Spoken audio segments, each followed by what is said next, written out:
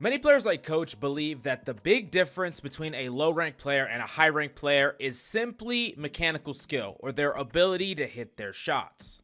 Now, while mechanical skill can be important, I have many students that just completely over-obsess about their mechanical skill when plenty is good enough, and if you understand this important factor, you'll be carrying games regardless of your mechanical skill. This might be the most helpful and important video I've ever made. So do me a huge solid, smash that like, subscribe, check me out on stream, and let's jump into the video. Now, you have to understand that every single engagement from an individual point of view, let's say a one-on-one, every single time you fight someone, there is a percentage chance of victory, and it has to do with a ton of different factors. One part is your mechanical skill, of course, but what's actually more important is the advantage that y'all have in the head-to-head matchup in the battle of resources and positioning. Now, when I specifically am talking about resources, I'm talking about things like your ability cooldowns, your ultimates, and even your character health are all resources that you use to execute a play, press the enemy, or try to get an advantage. Even something like positioning gives you resources, either the resource of natural cover, whether that's obstacles on the map, or the resources of your teammates able to supply pressure, use their cooldowns and their own resources to aid you in a bad situation. All of this is connected, and basically, this means that in a head-to-head, the player with more resources is going to be the player that wins, especially when the head-to-head is directly confronted. And that's an important point because you do not have to initiate a situation where you're at low resources. Like, as an example, let's say you're Genji. You're a Genji that has your deflect, you have full health, and you're with your team. You have every resource you could possibly imagine, maybe outside your ultimate. And the enemy Ana also has all her resources. She's near her team and natural cover, has both her sleep and her nade, and is at full health. So forcing a fight at this stage would mean you are using one resource to get in close and trade that for some amount of damage, but then you are faced with not only the resources of that Ana, but the entire team around her, and your resources are just not going to be able to keep up. So while you can actually engage in a head-to-head whenever you want to, the resources that they have decide whether or not you win or lose the matchup. And while mechanical skill can make up a small percentage of that, it's such a small percentage that it's heavily outshined by all these other factors. So then you go back to the question, what do? When do you take an engagement? How do you take an engagement? And the trick here is, do it when the opponent has less and less resources when directly compared to you. This could be something like having low health, having a low amount of cooldowns or no cooldowns, being out of position, or a stacking of all these things. The more and more resources that you have when compared directly to the opponent's lack of resources quickly create a chasm or a divide, and you got to understand that Grandmaster players are really quick at identifying these and playing off these, and it doesn't really have that much to do with mechanical skill, because you got to understand that in a 90-10, a situation where you're a Genji back with that full health, full resources, maybe even a blade up against an Ana who's alone, no nade, no sleep dart, and low HP, who's gonna win that matchup every single time? It doesn't matter your mechanical skill in that aspect, because your advantage, your resource advantage, is so heavily stacked that you are gonna win that matchup.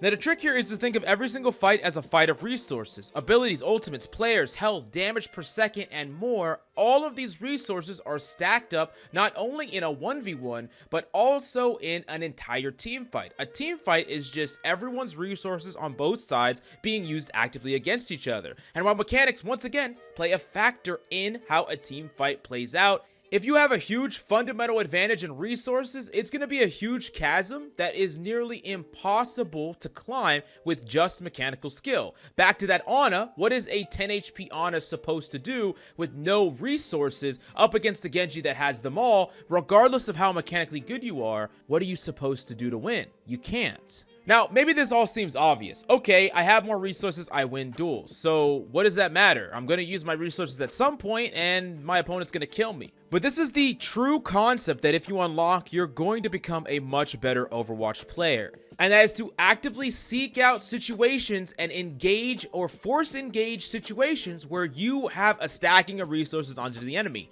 Don't allow an enemy to be able to be down an immense amount of resources to back out of a fight, delay, or run away. These are situations where you want to force an engagement as long as your resources still maintain far above what the enemy has. Now, this is going to create situations where you are fighting in a huge advantage and mechanical skill isn't even a factor. The second part of this is to actively delay or avoid fights that are not advantaged or even. Now, I teach both aspects of this. To press an advantage, if the enemy is weak, low resources, you don't want to just sit there and cap the point while your opponents back away, gaining all their health and resources back. You want to press them and push them because the battle isn't for the objective, the battle is for their lives, and because they don't have resources, if you force the fight, they can't win because they're at a huge resource disadvantage. Now, conversely, if you are in a situation where you are down players, you are down abilities, you are down ultimates, you are down life, you need to actively delay or avoid fights that are not advantaged or sometimes even just 50-50. This means that even in a 1v1, you are backing away from any fight that you would have to perform a mechanical feat in order to win it. You are never using your mechanical skill in order to win disadvantaged fights. You are using and leveraging your mechanical skill to perform consistently towards your expectations for fair fights, and also in a pinch bailing you out of situations where the opponent forces a disadvantaged fight onto you, because some amount of mechanical skill can basically turn situations like maybe a 45-55 or a 60-40, but mechanical skill will never make up a chasm of 70% disadvantage or more. Now, going back to the team fight situation, if you're ever in a scenario where you're down players, down ults, down members, whatever the case may be, you're backing up, you're regrouping, you're allowing the opponents to take space, while you leverage that to actually rebuild your health totals, rebuild your player health, rebuild your player number, allowing them to get back from spawn, and then you're going back into a fight that is not a disadvantage. And this push and pull of Overwatch is one of the most important things you need to understand, because it's true from a 1v1 point of view, it's true from a 5v5 point of view. It is literally how you properly play Overwatch. It's more like a chess game than a traditional FPS in many ways, because tactics at the end of the day is going to give you the leg up, because mechanics will come with time. A lot of this can be honed and practiced. Of course, I always suggest honing and practicing your mechanical skill, but if you think that if you just get godlike mechanical skill, that will be enough, that will be the end of it, 100% not.